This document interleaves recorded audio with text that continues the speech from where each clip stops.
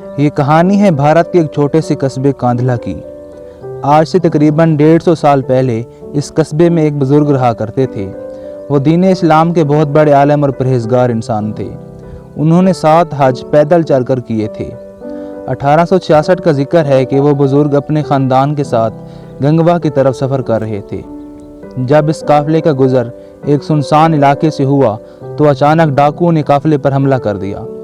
جب مولانا صاحب نے دیکھا کہ ڈاکو قافلے پر حملہ کرنے والے ہیں تو وہ ڈاکوؤں کے سردار کے پاس گئے اور کہا، تم ہمارے زیور، روپے، پیسے لوٹنا چاہتے ہو تو تم ہماری عورتوں کو مت چھیڑنا، ہاتھ بھی نہ لگانا۔ ہم اپنے پاس کوئی زیور، روپیہ اور قیمتی سامان نہیں رکھیں گے، سب تمہارے حوالے کر دیں گے۔ ڈاکوؤں کے سردار نے مولانا کی بات مان لی۔ اس کے بعد اس بزرگ نے قافلے والوں سے مخاطب ہو کر کہا کہ جن کے پاس جو زیور، روپیہ، پیسہ یا قیمتی سامان ہے تو مجھے دے دو، ان میں سے کوئی شے بھی اپنے پاس نہ رکھنا۔ سب نے اپنا سامان وغیرہ اس بزرگ کے حوالے کر دیا۔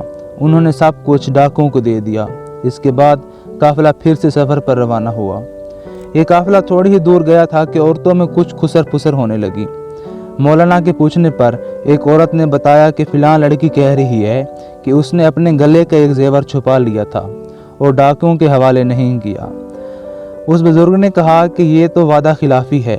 میں نے ان سے وعدہ کیا تھا کہ ہم کوئی بھی قیمتی چیز اپنے پاس نہیں رکھیں گے، سب تمہیں دیں گے۔ اس عورت سے وہ زیور لے کر مولانا صاحب واپس ڈاکوؤں کی تلاش میں نکلے۔ جب ڈاکوؤں نے مولانا کو اپنی طرف آتے دیکھا تو سوچا شاید ان کو کوئی مددگار مل گیا ہے جو اپنا سامان واپس لینے کے لیے آ رہے ہیں۔ یہ سوچ کر انہوں نے اپنے ہتھیار اٹھا لیے، لیکن اس بزرگ نے کہا کہ میں آپ سے کوئی لڑنے نہیں آیا بلکہ تمہاری ایک امانت واپس کرنے آیا ہوں۔ یہ کہہ کر مولانا نے اپنی ساری بات بتا دی اور زیور ان کو دینا چاہا۔ اس بزرگ کی یہ بات سن کر ڈاکوؤں میں سے ایک نے کہا کہ کیا تم مولانا مظفر حسین تو نہیں ہو؟ کیونکہ ان سے زیادہ ایماندار کوئی بھی نہیں ہو سکتا۔ بزرگ نے کہا، جی ہاں، میں ہی مولانا مظفر حسین ہوں۔ یہ سن کر ڈاکوؤں نے معافی مانگی، سارا سامان واپس کر دیا اور آئندہ ڈاکہ مارنے یا چوری کرنے سے توبہ کر لی۔